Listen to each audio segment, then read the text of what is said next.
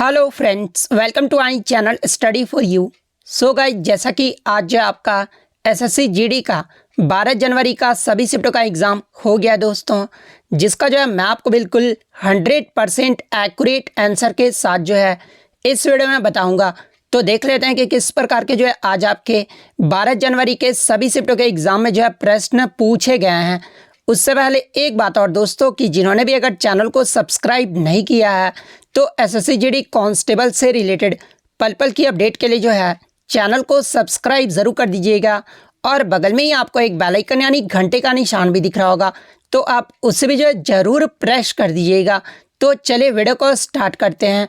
तो सबसे पहले जो हम लोग थर्ड शिफ्ट के जो है प्रश्न को देखने वाले हैं, उसके बाद आपको फोर्थ शिफ्ट के जो है टोटल प्रश्न देखने को मिल जाएगा। उसके बाद आपको सेकंड शिफ्ट के जो है प्रश्न देखने को मिल जाएंगे और लास्ट में जो आपको फर्स्ट शिफ्ट के जो है टोटल प्रश्न देखने को मिल जाएगा। तो थर्ड शिफ्ट में जो आपका पहला क्वेश्चन आया था कि कालबेलिया जो नृत्य है ना, ये निम्नलिखित में से किस राज्य से संबंधित। तो बात कर ले कालबेलिया नृत्य के बारे में, तो देखिए ये जो आपका राजस्थान राज्य का जो एक लोक नृत्य है, तो राजस्थान आपका करेक्ट आंसर होगा। बात कर ले कालबेलिया नृत्य के बारे में, तो ये जो आपका मुख्य रूप से कालबेलिया समुदाय के द्वारा जो है ये नृत्य किया जाता है। और कालबेलिया नृत्य को जो है वर्ष 2010 में यूनेस्को की मानवता की जो है अमृत सांस्कृतिक विरासत की प्रतिनिधि की सूची में जो है इसे शामिल किया गया था। इसके अलावा मैं आपको बता दूं कि राजस्थान के अन्य नृत्य के बारे में, जैसे कि घूमर, भवई, कालबेलिया, चरी चक्री और गैर, ये सब जो आपके राजस्थान के जो है प्रसिद्ध नृत्य हैं। इसके अलावा महाराष्ट्र के नृत्य की बात कर ले तो आपका लावनी नृत्य, धनगढ़ी, कोहली नृत्य, तमाशा, ये सब जो आपके महाराष्ट्र के जो है प्रसिद्ध नृत्य है। इसके अलावा केरल के अन्य नृत्य की बात कर लें तो कथकली, मोहिनी अट्टम, थिरुथिरकल्ली, चकार कुथू, ये सब जो आपके केरल के जो है प्रसिद्ध नृत्य हैं। गुजरात के प्रसिद्ध नृत्य की बात कर ले तो डांडिया, रास, गरबा, टिप्पणी, पधार, ये सब जो आपके गुजरात के जो है प्रमुख नृत्य हैं। तो ये सारे फैक्ट आपको ध्यान में रखना है। नेक्स्ट क्वेश्चन आपका यहाँ पर आया था कि भारत में प्रथम जो पंचवर्षीय योजना है ना, ये कब प्रारंभ यानी शुरू किया गया था। तो देखिए भारत में जो प्रथम पंचवर्षीय योजना है ना, ये 1951 में शुरू किया गया था। और प्रथम पंचवर्षीय योजना का जो कार्यकाल है वो 1951 से लेकर 1956 तक रहा था। तो 1951 आपका करेक्ट आंसर हो। और देखिए मैं आपको बता दूं कि जो प्रथम पंचवर्षीय योजना था ना, ये मुख्य रूप से प्राथमिक क्षेत्र के विकास पर जो वो केंद्रित था। और जो प्रथम पंचवर्षीय योजना था ये किस मॉडल पर आधारित था, तो ये आपका हेराल्ड डोमर मॉडल पर आधारित था। और प्रथम पंचवर्षीय योजना का जो मुख्य उद्देश्य था ना, वो अर्थव्यवस्था के संतुलन की विकास प्रक्रिया को जो है वो आरंभ करना था। और प्रथम पंचवर्षीय योजना में जो है कृषि को उच्च प्राथमिकता जो है वो दिया गया था। तो ये सारे फैक्ट आपको ध्यान में रखना है।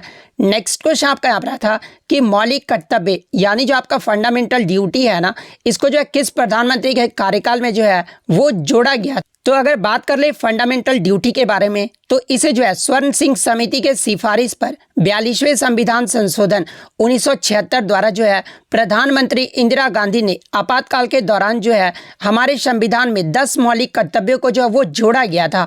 तो उस समय जो भारत के प्रधानमंत्री थी वो इंदिरा गांधी थी। तो इंदिरा गांधी आपका करेक्ट आंसर होगा। वर्तमान में बात कर ले, वर्तमान में मौलिक कर्तव्यों की संख्या कितनी है, तो देखिए वर्तमान में जो आपके 11 मौलिक कर्तव्य हैं, जो कि आपके अनुच्छेद 51A और भाग की बात कर ले तो भाग 4A में है। तो ये फैक्ट भी आपको ध्यान में रखना है। अगर एग्जाम में प्रश्न ये पूछा जाए कि 11वां जो मौलिक कर्तव्य है ना, ये किस संविधान संशोधन या फिर किस वर्ष जोड़ा गया था, तो देखिए 11वें मौलिक कर्तव्य की बात कर ले तो इसे जो है 86वें संविधान संशोधन 2002 वर्ष में जो है इसे जोड़ा गया था। तो ये फैक्ट भी आपको ध्यान में रखना है। और जब आपका 11वां जो मौलिक कर्तव्य जोड़ा गया था ना, उस समय भारत के प्रधानमंत्री कौन थे, तो ये आपके अटल बिहारी वाजपेयी थे। तो ये फैक्ट भी आप ध्यान में रखिए। नेक्स्ट क्वेश्चन आपका एक मनरेगा एक्ट से आया था। तो देखिए सबसे पहले मनरेगा के फुल फॉर्म की बात कर ले तो देखिए मनरेगा का जो फुल फॉर्म होता है ना, वो Mahatma Gandhi national rural employment guarantee act होता है। यानी अगर हिंदी में बात करें तो महात्मा गांधी राष्ट्रीय ग्रामीण रोजगार गारंटी अधिनियम, ये जो है मनरेगा का फुल फॉर्म होता है। और देखिए मैं आपको बता दूं कि मनरेगा से पहले जो है इसका जो नाम था ना, वो नरेगा रखा गया था। और इसे जो है इस अधिनियम को जो है 25 अगस्त 2005 को जो है ये पारित किया गया था। तो ये तो आपका पारित किया गया था 25 अगस्त 2005 ईस्वी। लेकिन इस कार्यक्रम को जो है आरंभ यानी शुरू कब किया गया था, तो शुरू की बात कर ले तो 2 फरवरी 2006 को जो है ये जो कार्यक्रम था ना, ये आंध्र प्रदेश के अनंतपुर से जो है ये आपका आरंभ हुआ था। और शुरू में जो है ये आपके 200 अत्यंत पिछड़े जिलों में जो है ये आपका आरंभ किया गया था। लेकिन अगर पूरे भारत में जो है ये कब लागू कर दिया गया था, तो देखिए मैं आपको बता दूं कि नरेगा को जो है 1 अप्रैल 2008 को पूरे भारत में जो है वो आपका लागू कर दिया गया। इसके अलावा बात कर ले नरेगा को यानी महात्मा गांधी का नाम जो है कब जोड़ दिया गया था, तो देखिए 2 अक्टूबर 2009 से जो है इसके साथ महात्मा गांधी का नाम जो है वो जोड़ दिया गया था। नेक्स्ट क्वेश्चन आपका यहाँ पर आया था कि Indian women national under 19 cricket team के जो है वो कोच कौन है, यानी भारतीय महिला राष्ट्रीय अंडर 19 के क्रिकेट टीम की जो है वो कोच कौन है। तो देखिए वर्तमान में भारतीय महिला राष्ट्रीय अंडर 19 क्रिकेट टीम के जो कोच है ना वो नौसीन अल खादिर है। तो नौसीन अल खादिर आपका करेक्ट आंसर होगा। बात कर ले महिला अंडर 19 टीम की कप्तान कौन है वर्तमान में, तो ये आपके सैफाली वर्मा है। भारतीय महिला क्रिकेट टीम की कैप्टन कौन है, ये तो आपका अंडर 19 का हो गया। वहीं अगर बात कर ले महिला क्रिकेट टीम की कप्तान कौन है, तो ये आपके हरमनप्रीत कौर है। वहीं अगर कोच की बात कर ले तो वर्तमान में जो इसके कोच है ना वो ऋषिकेश कनिटकर है। ऋषिकेश कनिटकर जो है महिला क्रिकेट टीम के बैटिंग कोच जो है इन्हें नियुक्त किया गया है। इसके अलावा मैं आपको बता दूं कि ऋषिकेश जो कानिटकर है ना ये जो आपके पुरुष अंडर 19 क्रिकेट टीम के भी जो है वो कोच है। तो ये फैक्ट भी आपको ध्यान में रखना है।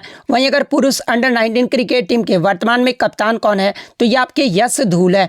इसके अलावा पुरुष टीम के कप्तान कौन है, भारतीय पुरुष टीम के कप्तान कौन है, तो ये आपके रोहित शर्मा है। तो ये फैक्ट भी आप ध्यान में रखिएगा। और कोच कौन है, तो ये राहुल द्रविड़ है।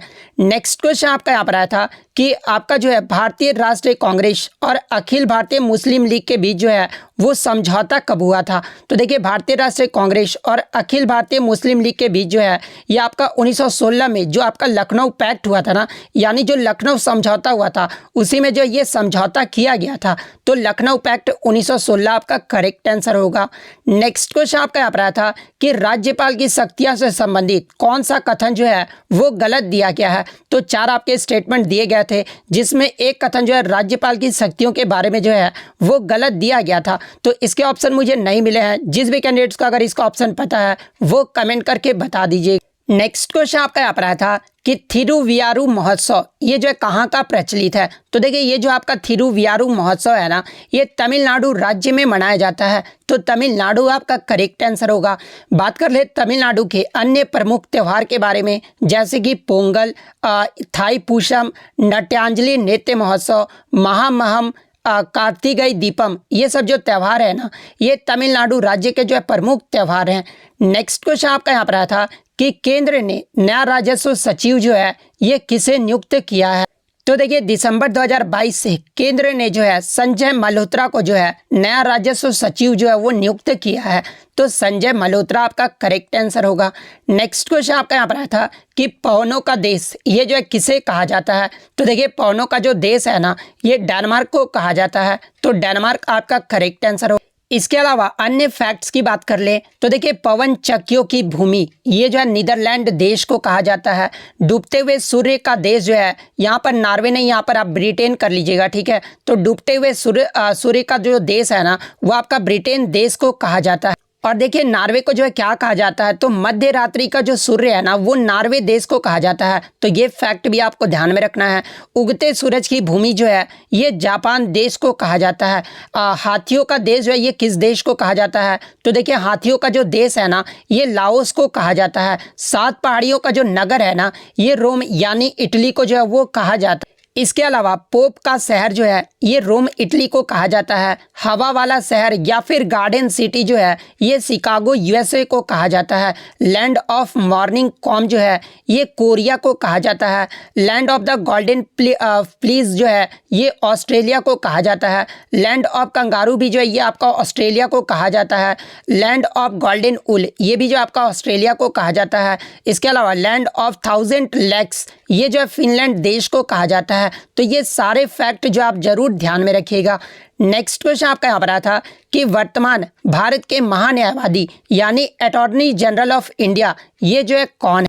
तो देखिए वर्तमान में भारत के जो महान्यायवादी यानी अटॉर्नी जनरल ऑफ इंडिया है ना, ये आर वेंकट रमन है। तो आर वेंकट रमन आपका करेक्ट आंसर होगा। बात कर ले भारत के महान्यायवादी का पद ये जो किस अनुच्छेद में वर्णित है, तो देखिए महान्यायवादी का जो पद है ना, ये अनुच्छेद 76 में जो ये आपका वर्णित है। इसके अलावा भारत के पहले यानी प्रथम जो महान्यायवादी थे वो कौन थे, तो देखिए प्रथम महान्यायवादी की बात कर ले तो ये आपके MC सीतलवाड़ थे।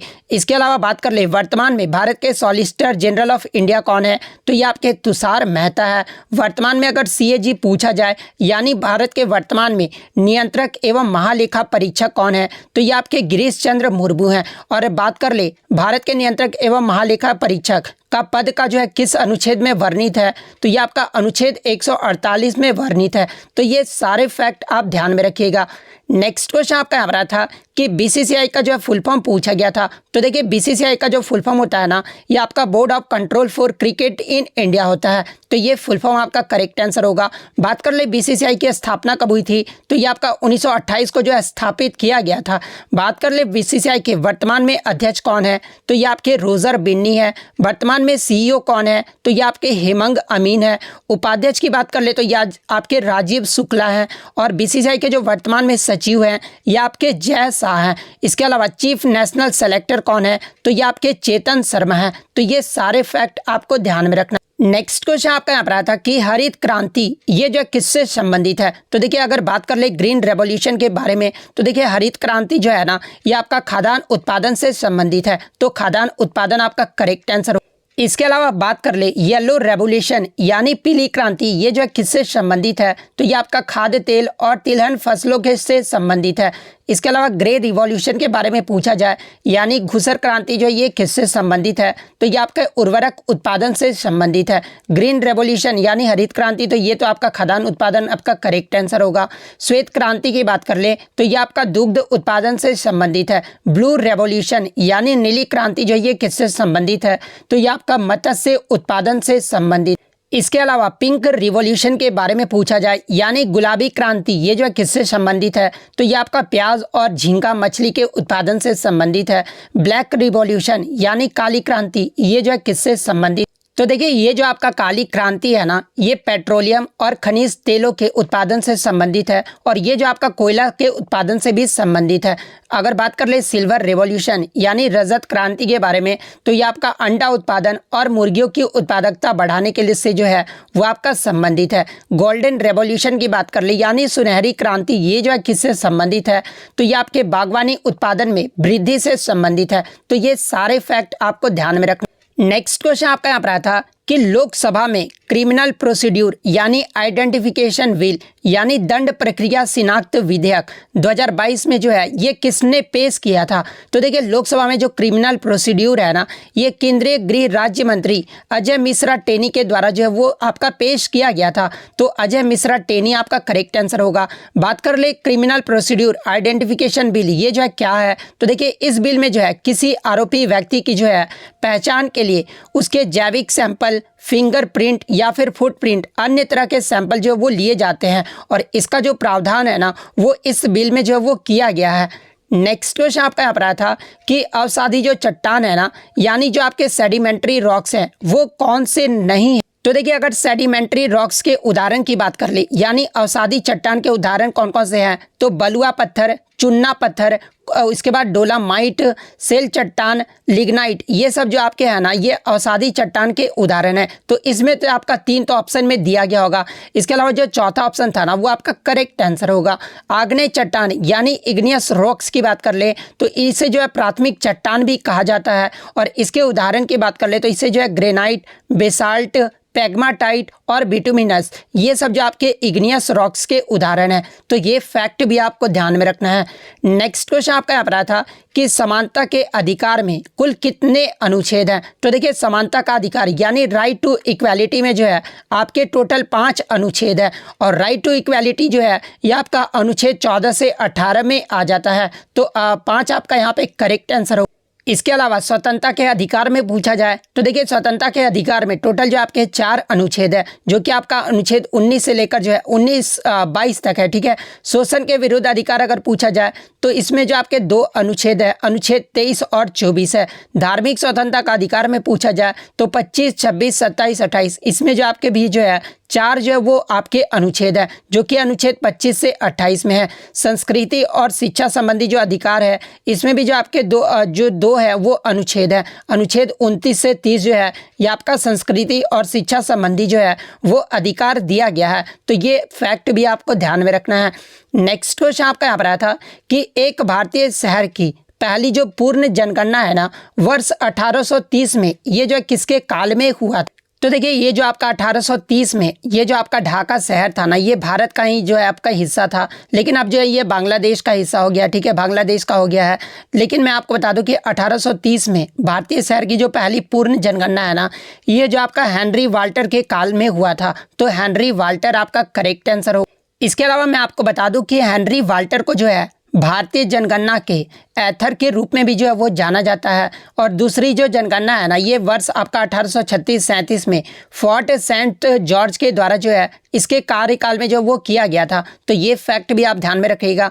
इसके अलावा बात कर ले भारत में जो जनगणना की शुरुआत है ना ये कब हुई थी? तो ये 1872 में लॉर्ड मेयो के कार्यकाल में जो है वो शुरू किया गया था। लेकिन अगर भारत में नियमित यानी दशकीय जनगणना की बात कर ले तो ये आपका 1881 में हुआ था, जो कि आपका लॉर्ड रिपन के कार्यकाल में किया गया था।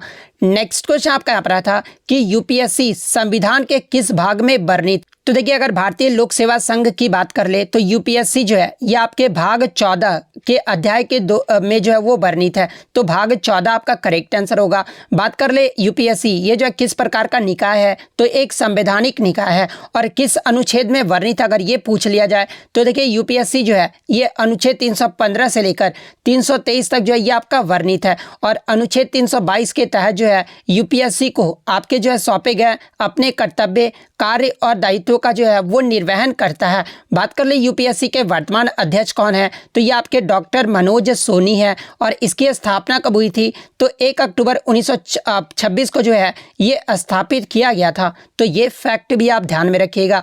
नेक्स्ट क्वेश्चन आपका यहाँ पर था कि भारत के पश्चिम में कौन सा महासागर है? तो देखिए भारत के पश्चिम में जो है ये अरब सागर है। तो अरब सागर आपका करेक्ट आंसर होगा। नेक्स्ट क्वेश्चन आपका यहाँ पर था कि रिसर्च एंड एनालिसिस विंग यानी रॉ के जो है सचिव कौन है? तो देखिए इनका जो कार्यकाल है वो 1 वर्ष तक बढ़ा दिया गया है। और 23 जून 2023 तक ये जो है सामंत कुमार गोयल जो है वो रॉ के सचिव हैं। तो सामंत कुमार गोयल आपका करेक्ट आंसर होगा। बात कर ले रॉ की स्थापना कब हुई थी? तो इसे जो है 1968 में जो है स्थापित किया गया। नेक्स्ट क्वेश्चन आपका यहाँ पर आया था कि न्यू डेवलपमेंट बैंक यानी एनडीबी की जो स्थापना है ना ये कब हुई थी? तो देखिए एनडीबी का जो अन्य नाम है ना वो ब्रिक्स डेवलपमेंट बैंक है। और इसकी जो स्थापना वो जुलाई 2014 में किया गया था। तो जुलाई 2014 आपका करेक्ट आंसर होगा। बात कर ले एनडीबी का मुख्यालय कहाँ पर है? तो ये आपका संघाई चाइना में है। नेक्स्ट क्वेश्चन आपका यहाँ पर आया था कि रूसा का जो है फुल फॉर्म पूछा गया था। तो देखिए रूसा का जो फुल फॉर्म होता है ना वो राष्ट्रीय उच्चतर शिक्षा अभियान होता है। तो राष्ट्रीय उच्चतर शिक्षा अभियान आपका करेक्ट आंसर होगा। रूसा की स्थापना कब हुई थी? तो ये 2013 में जो है स्थापित किया गया था। नेक्स्ट क्वेश्चन आपका यहाँ पर आया था कि लोसांग जो त्यौहार है ना ये किस राज्य में मनाया जाता है? तो देखिए ये जो आपका लोसांग त्यौहार है ये सिक्किम राज्य में मनाया जाता है। तो सिक्किम आपका करेक्ट आंसर होगा। नेक्स्ट क्वेश्चन आपका यहाँ पर आया था कि एशियन गेम 2018 में कुल कितने इवेंट हुए थे? तो देखिए मैं आपको बता दूं कि 2018 का जो एशियन गेम्स हुआ था ना ये आपका जकार्ता और इंडोनेशिया के शहर जकार्ता एंड पैलमबर्ग शहर में हुआ था। और इसमें जो आपके 40 खेलों में जो है 465 इवेंट्स हुए थे। तो 465 आपका करेक्ट आंसर हो। इसके अलावा बात कर ले 2022 का एशियन गेम्स ये जो है कहाँ पर हुआ था? तो ये आपका हैंगजाऊ चाइना में हुआ था। 2026 का कहाँ पर होगा? तो ये आपका एची एंड नागोवा जापान में होगा। तो ये फैक्ट भी आप ध्यान में रखिएगा। नेक्स्ट क्वेश्चन आपका यहाँ पर था कि 2021 में ये जो किसे पद्मश्री मिला? सॉरी क्वेश्चन ये नहीं था, क्वेश्चन ये था कि 2021 में किस नर्तक को जो है पद्मश्री अवार्ड से सम्मानित किया गया है? तो देखिए 2021 में नर्तक की बात कर ले तो ये जो आपका मंजमा जोगाती को जो है वो आपका पद्मश्री से सम्मानित किया गया है। तो मंजमा जोगाती आपका करेक्ट आंसर होगा। बात कर ले 2021 में कितने लोगों को जो है पद्म से जो है वो अवार्ड से सम्मानित किया गया। तो देखिए 2021 में 119 हस्तियों को जो है पद्म अवार्ड से सम्मानित किया गया है, जिसमें 7 को पद्म विभूषण, 10 को पद्म भूषण और 102 व्यक्तियों को जो है पद्मश्री से सम्मानित किया गया था। 2022 की बात कर ले तो 2022 में जो है टोटल 128 व्यक्तियों को जो है पद्म अवार्ड से सम्मानित किया गया था, जिसमें 4 लोगों को जो है पद्म विभूषण से, 17 लोगों को पद्म भूषण से और 107 लोगों को जो है पद्मश्री से सम्मानित किया गया था। तो ये फैक्ट भी आपको ध्यान में रखना है।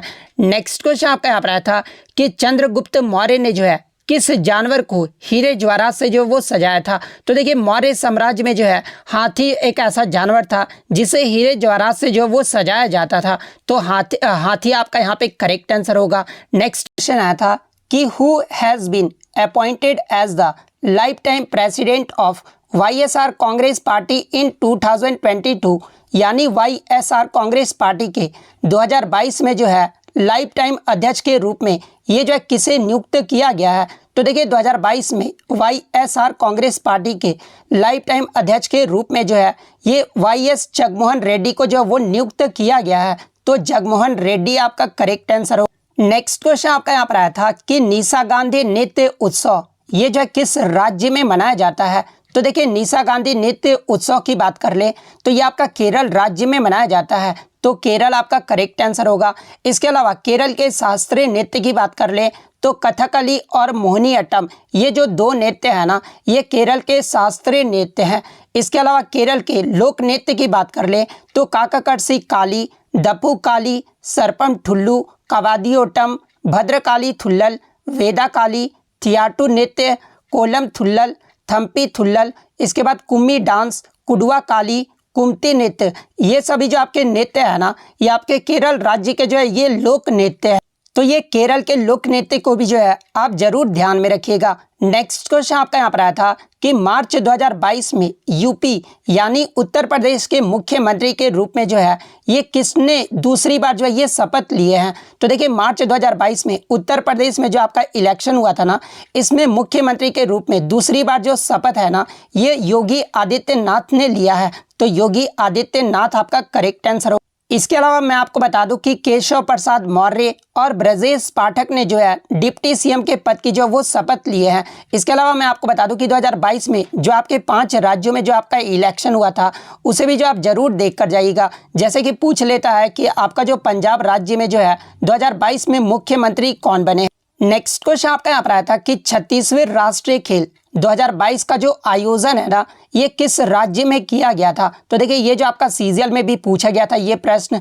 तो देखिए 36वें राष्ट्रीय खेल 2022 की बात कर ले तो इसका जो आयोजन है ना ये भारत के गुजरात राज्य में किया गया था। तो गुजरात आपका यहाँ पे करेक्ट आंसर होगा। इसके अलावा आगे के शिफ्ट में आपसे पूछा जा सकता है कि 36वें राष्ट्रीय खेल 2022 का जो आयोजन है ये गुजरात के कितने शहरों में किया गया था। तो देखिए मैं आपको बता दूं कि गुजरात के जो है ये 6 शहरों में किया गया था। और वो 6 शहर कौन कौन से हैं। तो पहला आपका अहमदाबाद, सेकंड आपका गांधीनगर, थर्ड आपका सूरत, फोर्थ आपका वडोदरा, फिफ्थ आपका राजकोट और सिक्स्थ आपका भावनगर। ये 6 शहरों में जो है गुजरात के 6 शहरों में 36वें राष्ट्रीय खेल 2022 का जो आयोजन है वो किया गया था। तो ये फैक्ट भी आपको ध्यान में रखना है। इसके अलावा 36वें राष्ट्रीय खेल 2022 के पदक तालिका की बात कर ले तो पहले स्थान पे जो है आपका सर्विसेज रहा था। सर्विसेज ने टोटल 128 पदक जीते थे, जिसमें गोल्ड की बात कर ले तो 61 गोल्ड, 35 सिल्वर और 32 जो है वो ब्रॉन्ज मेडल जीता था। महाराष्ट्र ने जो टोटल 140 मेडल जीते थे, लेकिन सबसे ज़्यादा जो गोल्ड मेडल जीतते हैं ना उन्हें जो है नंबर 1 पे रखा जाता है। तो महाराष्ट्र के द्वारा 39 गोल्ड मेडल जीता गया था, 38 सिल्वर और 63 जो है वो ब्रॉन्ज मेडल जीता गया था। वहीं तीसरे पायदान की बात कर ले तो ये आपका हरियाणा रहा था। हरियाणा ने 116 पदक जीते थे। और फोर्थ पे जो आपका कर्नाटक राज्य रहा था। कर्नाटक ने जो टोटल 88 पदक जो वो जीते थे। तो ये फैक्ट भी आप ध्यान में रखिएगा। नेक्स्ट क्वेश्चन आपका यहाँ पर आया था कि 11वीं जो पंचवर्षीय योजना हुआ था ना उसका जो मुख्य नारा क्या था। तो देखिए अगर बात कर ले 11वीं पंचवर्षीय योजना के बारे में, तो इसका जो कार्यकाल था वो 2007 से लेकर 2012 तक रहा था। और इस समय जो भारत के जो आपके प्राइम मिनिस्टर है ना, वो मनमोहन सिंह रहे थे। और इसका जो मुख्य नारा था वो तेज और अधिक समावेशी विकास की ओर था। तो ये आंसर आपका करेक्ट आंसर होगा। इसके अलावा बात कर ले 11वीं पंचवर्षीय योजना को जो है ये किसके द्वारा तैयार किया गया था, तो इसे जो है सी रंगराजन के द्वारा जो है वो तैयार किया गया। इसके अलावा आगे के शिफ्ट में अगर आपसे पूछा जाए कि 11वीं पंचवर्षीय योजना में कृषि क्षेत्र के लिए जो है विकास दर का कितने % तक जो है बढ़ाने का जो है वो प्रस्ताव दिया गया था, तो ये 4% तक बढ़ाने का जो है वो प्रस्ताव दिया गया था। इसके अलावा 10वीं पंचवर्षीय योजना में जो है ये आपका 2.4% था। तो ये फैक्ट भी आप ध्यान में रखिएगा। इसके अलावा मैं आपको बता दूं कि 11वीं पंचवर्षीय योजना में जो है उद्योग और सेवा क्षेत्र के विकास का जो लक्ष्य है ना, वो 9 से लेकर 11% के बीच रहा था। तो ये फैक्ट भी आप जरूर ध्यान में रखिएगा। नेक्स्ट क्वेश्चन आपका यहाँ पर आया था कि अस्पृश्यता का अंत यानी एबोल्यूशन ऑफ अनटचेबिलिटी भारतीय संविधान के कौन से अनुच्छेद में है। तो देखिए ये जो आपका रिपीटेड प्रश्न है, तो देखिए अस्पृश्यता का अंत ये जो आपका अनुच्छेद 17 में है। तो अनुच्छेद 17 आपका करेक्ट आंसर होगा। इसके अलावा बात कर ले अन्य महत्वपूर्ण अनुच्छेद के बारे में, जैसे कि जाति, लिंग या जन्म स्थान के आधार पर भेदभाव, ये जो है कौन से अनुच्छेद से संबंधित है, तो ये आपका अनुच्छेद 15 से संबंधित है। उपाधियों का अंत ये जो आपका अनुच्छेद 18 में है। वाक और अभिव्यक्ति की स्वतंत्रता ये जो आपका अनुच्छेद 19 में है। अपराधों के लिए दोष सिद्धि के संबंध में संरक्षण ये जो आपका अनुच्छेद 20 में है। इसके अलावा जीवन और व्यक्तिगत स्वतंत्रता के संरक्षण ये जो आपके अनुच्छेद 21 में है। तो ये सारे इंपॉर्टेंट फैक्ट्स आप ध्यान में रखिएगा। नेक्स्ट क्वेश्चन आपका यहाँ पर आया था कि अवध साम्राज्य पर अंग्रेजों द्वारा जो है ये कब कब्जा कर लिया गया था। तो देखिए अवध साम्राज्य पर फरवरी 1856 में जो है अंग्रेजों द्वारा कब्जा कर लिया गया था। तो 1856 आपका करेक्ट आंसर होगा। नेक्स्ट क्वेश्चन आपका यहाँ पर आया था कि त्रिपुरा अपने उत्तर, दक्षिण और पश्चिम में किस देश से जो है वो घिरा हुआ है। तो देखिए त्रिपुरा 3 ओर से जो है ये बांग्लादेश से जो है वो घिरा हुआ है। तो बांग्लादेश आपका करेक्ट आंसर होगा। नेक्स्ट क्वेश्चन आपका यहाँ पर आया था कि भारतीय मुक्केबाज MC मैरी कॉम जो है ये किस राज्य से संबंधित है। तो देखिए अगर बात कर ले MC मैरी कॉम की, तो ये आपके भारतीय मुक्केबाज है और ये जो है मणिपुर राज्य से संबंधित है। तो मणिपुर आपका करेक्ट आंसर होगा। बात कर ले MC मैरी कॉम के बारे में, तो ये जो है 2018 के राष्ट्रमंडल खेल में स्वर्ण पदक जीतने वाली जो है ये पहली भारतीय महिला मुक्केबाज है। तो ये फैक्ट भी आपको ध्यान में रखना है। इसके अलावा मैरी कॉम ने जो है 2012 के जो लंदन ओलंपिक हुआ था ना 2012 में, इसमें जो ये कांस्य पदक यानी ब्रॉन्ज मेडल जो है वो जीती थी। इसके अलावा बात कर ले MC मैरी कॉम के बारे में, तो देखिए बॉक्सर मैरी कॉम की जो आत्मकथा है ना वो अनब्रेकेबल है और इनका जो अनावरण है ना वो 9 दिसंबर 2013 को बॉलीवुड अभिनेता अमिताभ बच्चन के द्वारा जो वो किया गया था। तो अगर आगे के शिफ्ट में पूछा जाए कि मैरी कॉम की आत्मकथा का नाम क्या है, तो ये आपका अनब्रेकेबल। अब देखिए आत्मकथा की बात आ ही गई है, तो इसके अलावा इम्परफेक्ट की आत्मकथा पूछा जाता है कि ये जो इम्परफेक्ट है ना ये किसकी ऑटोबायोग्राफी है। तो ये संजय मांजरेकर की जो है ऑटोबायोग्राफी है। इसके अलावा साइना नेहवाल की ऑटोबायोग्राफी कौन सी है, तो देखिए प्लेइंग टू विन ये जो है साइना नेहवाल की जो है ऑटोबायोग्राफी है। इसके अलावा बात कर ले माइकल होल्डिंग जो कि वेस्ट इंडीज के तेज गेंदबाज थे और इनके ऑटोबायोग्राफी की बात कर ले तो नो होल्डिंग बैक ये जो है माइकल होल्डिंग की जो है वो ऑटोबायोग्राफी है। तो ये सारे फैक्ट आप ध्यान में रखिएगा। नेक्स्ट क्वेश्चन आपका यहाँ पर आया था कि मेघालय की कौन सी पहाड़ी पर जो है सबसे ज़्यादा वर्षा होती है। तो देखिए ये जो आपका खासी पहाड़ी पर ये जो आपका मानसी राम है ना, ये जो आपका सबसे ज़्यादा जो है मेघालय राज्य में सबसे ज़्यादा वर्षा होता है। तो मानसी राम आपका करेक्ट आंसर होगा। नेक्स्ट क्वेश्चन आपका यहाँ पर आया था कि भारत के दक्षिण राज्यों में खरीफ और रबी दोनों मौसमों में जो है निम्नलिखित में से कौन सी फसल जो है वो उगाई जाती। तो देखिए मैं आपको बता दूं कि चावल, मक्का, रागी, ज्वार, मूंगफली भारत के दक्षिण राज्यों में जो है खरीफ और रबी दोनों मौसमों में जो है ये फसलें उगाई जाती है। तो इनमें से जो भी एक ऑप्शन में दिया होगा वो आपका करेक्ट आंसर होगा। नेक्स्ट क्वेश्चन आपका यहाँ पर आया था कि which festival is known as the festival of festivals यानी किस त्यौहार को जो है त्योहारों का त्यौहार के रूप में भी जो है वो जाना जाता है। तो देखिए त्योहार के रूप में जो है ये हॉर्नबिल फेस्टिवल यानी हॉर्नबिल महोत्सव को जो है वो जाना जाता है। और हॉर्नबिल महोत्सव ये जो है किस राज्य का महोत्सव है, तो ये आपका नागालैंड राज्य का महोत्सव है। और ये जो है कितने तारीख तक मनाया जाता है, तो देखिए ये जो आपका हॉर्नबिल महोत्सव है ना, ये 10 दिनों तक मनाया जाता है। और ये जो आपका 1 से 10 दिसंबर तक जो है वो मनाया जाता है। तो ये फैक्ट भी आप ध्यान में रखिएगा। नेक्स्ट क्वेश्चन आपका यहाँ पर आया था कि Alarmel Valli is associated with which classical dance of India, यानी अलार्मेल वल्ली जो है ये भारत के किस शास्त्रीय नृत्य से संबंधित है। तो बात कर ले अलार्मेल वल्ली के बारे में, तो ये भरतनाट्यम नृत्य से संबंधित है। तो भरतनाट्यम आपका करेक्ट आंसर हो। इसके अलावा अलार्मेल वल्ली के बारे में मैं आपको बता दूं कि इन्हें 1991 में जो है भारत सरकार के द्वारा पद्मश्री से सम्मानित किया गया था। और 2004 ईस्वी में जो है इन्हें भारत सरकार के द्वारा पद्म भूषण से जो है वो सम्मानित किया गया। इसके अलावा भरतनाट्यम के प्रमुख कलाकार की बात कर ले तो पद्म सुब्रमण्यम, यामिनी कृष्णमूर्ति, रुक्मणी देवी अरुंडेल, मालविका साराभाई, इसके अलावा शाहरुखई, एस.के. सरोज, लीला जैक्सन, राम गोपाल, वैजंती माला, कोमल वर्धन, इन सभी का जो संबंध है ना वो भरतनाट्यम नृत्य से है। तो ये फैक्ट भी आप ध्यान में रखिएगा।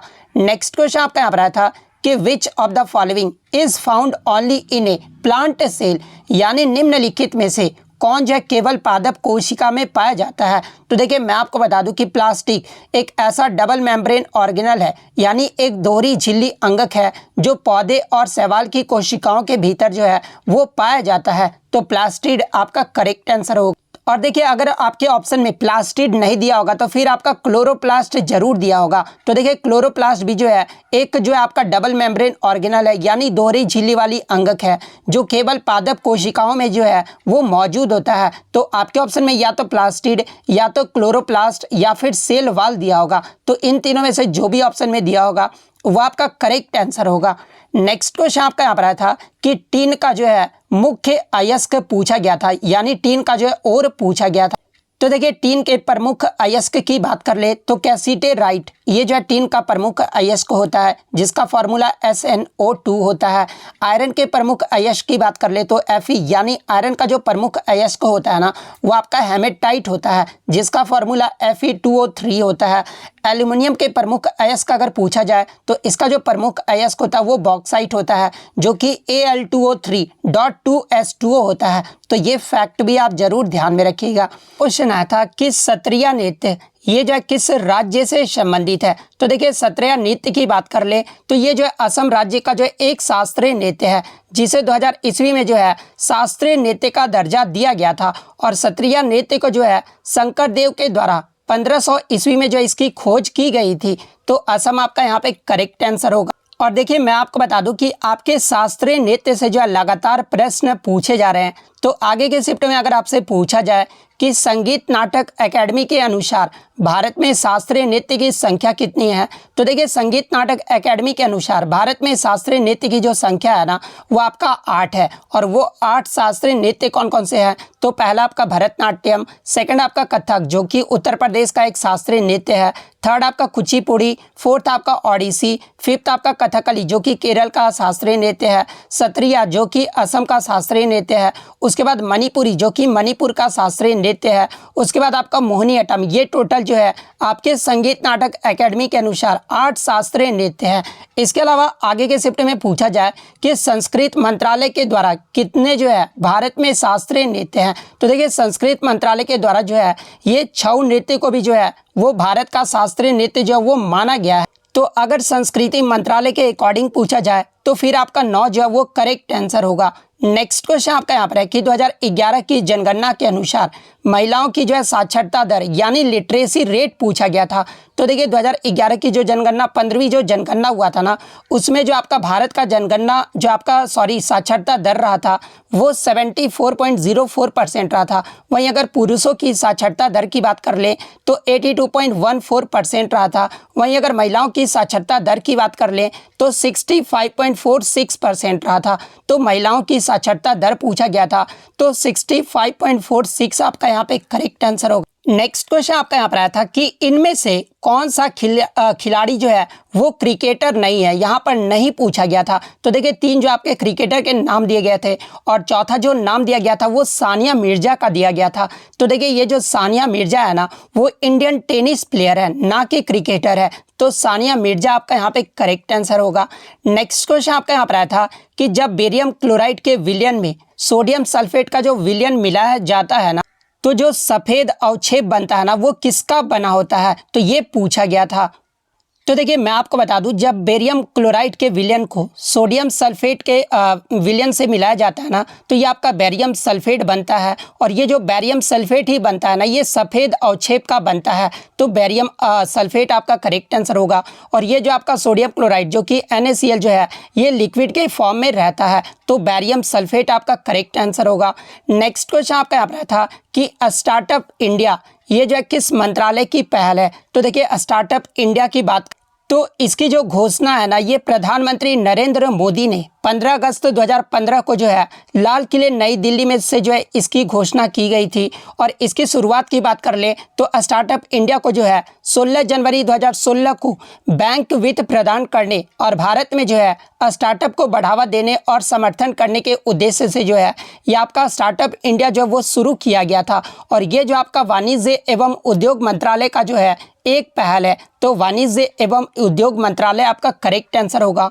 नेक्स्ट क्वेश्चन आपका यहाँ पर आया था कि अगस्त 2022 में वैज्ञानिक व औद्योगिक अनुसंधान परिषद यानी CSIR की जो प्रथम महिला महानिदेशक है ना ये कौन बनी है। तो देखिए हाल ही में अगस्त 2022 में जो है CSIR की जो प्रथम महिला महानिदेशक वो आपकी नल्लाथम्बी क्लाई सेल्वी बनी है। तो नल्लाथम्बी क्लाई सेल्वी आपका करेक्ट आंसर होगा। और देखिए मैं आपको बता दूं कि ये जो आपका CGL के एग्जाम में भी जो है ये प्रश्न पूछा गया था। नेक्स्ट क्वेश्चन आपका यहाँ पर है कि 2022 में शिवसेना से जो है राज्यसभा सदस्य महाराष्ट्र के जो है ये कौन बने हैं। तो देखिए सबसे पहले मैं आपको बता दूं कि महाराष्ट्र में राज्यसभा सीटों की जो संख्या है ना वो टोटल 19 है। तो ये आपको ध्यान में रखना है। और 2022 में शिवसेना से राज्यसभा सदस्य के जो महाराष्ट्र में बने हैं ये संजय राउत बने हैं। तो संजय राउत आपका करेक्ट आंसर होगा।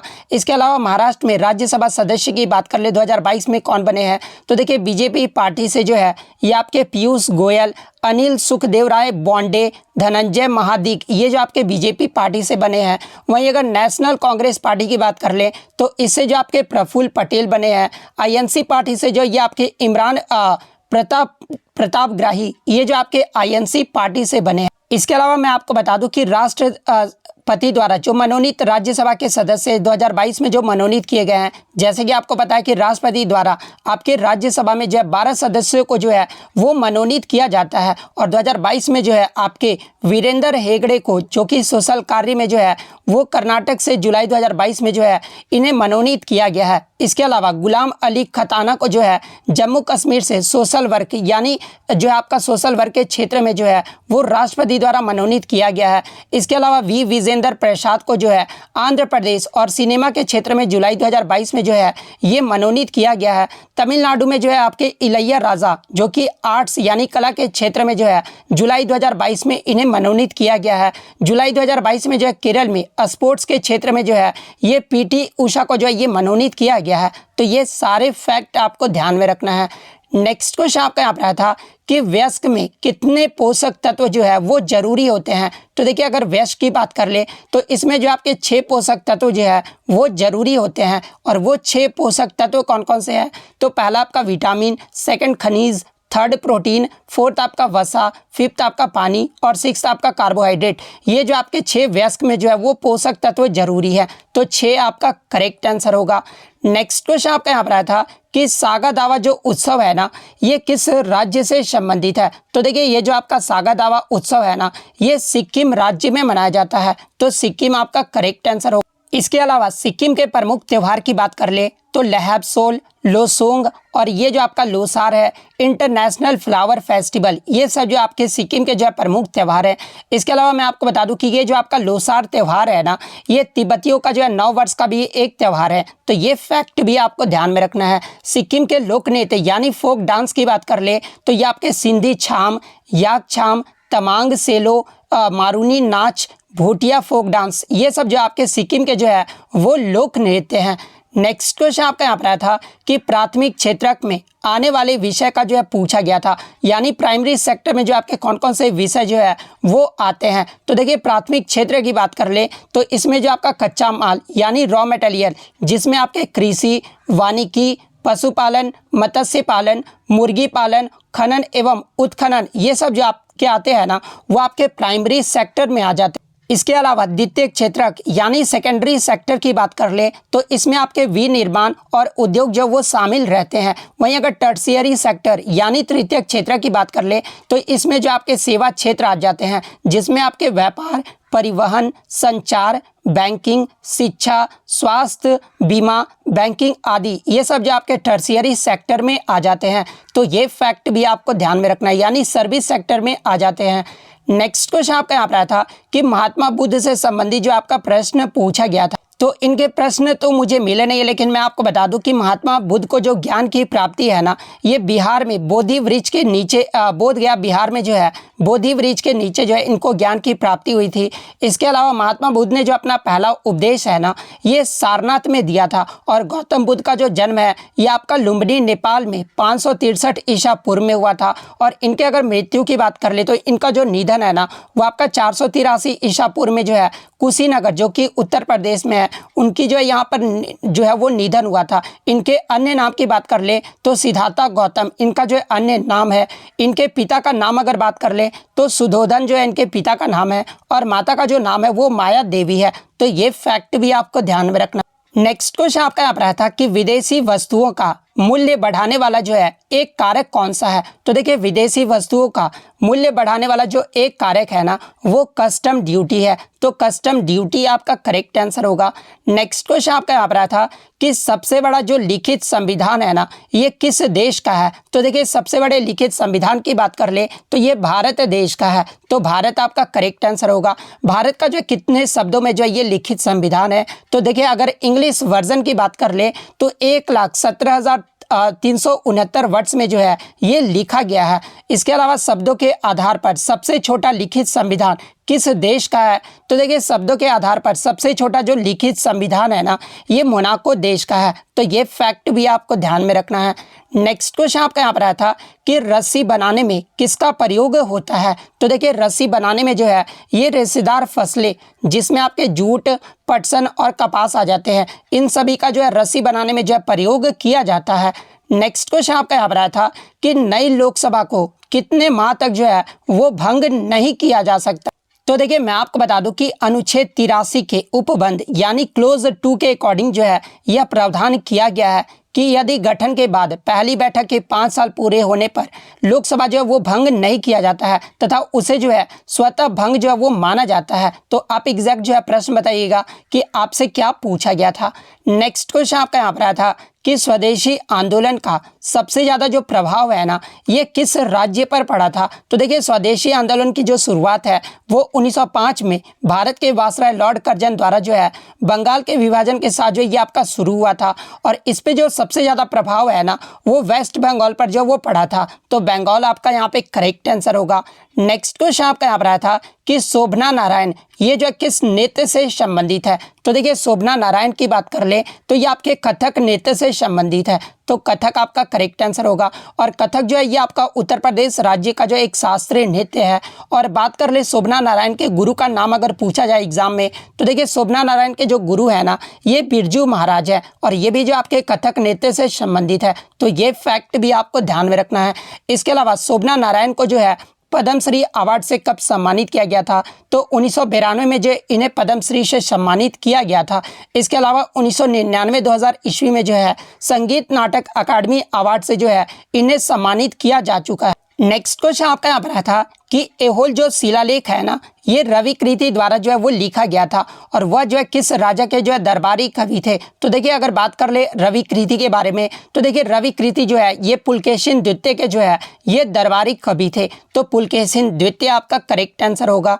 नेक्स्ट क्वेश्चन आपका यहाँ पर आया था कि बुद्ध पूर्णिमा को ये जो आपका सागा दावा त्यौहार जो मनाया जाता है ना ये किस राज्य में मनाया जाता है। तो देखिए सागा दावा त्यौहार की बात कर ले तो ये आपका सिक्किम राज्य में मनाया जाता है।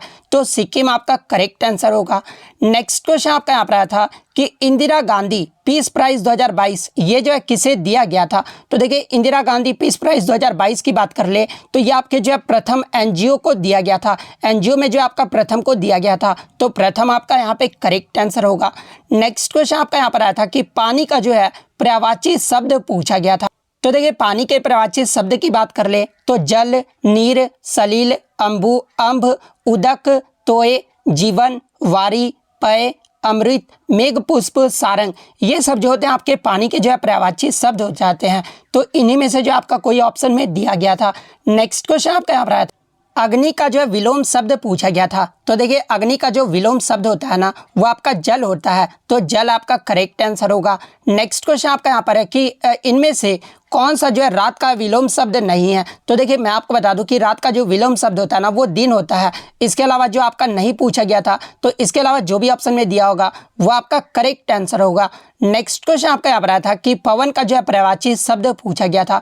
तो देखिए पवन के पर्यायवाची शब्द की बात कर ले तो वायु, हवा, समीर, वात, मारुत, अनिल, पवमान, प्रभंजन, प्रवात, समीरन, भयार, ये सब जो होते हैं ना आपके पवन के जो है पर्यायवाची शब्द होते हैं।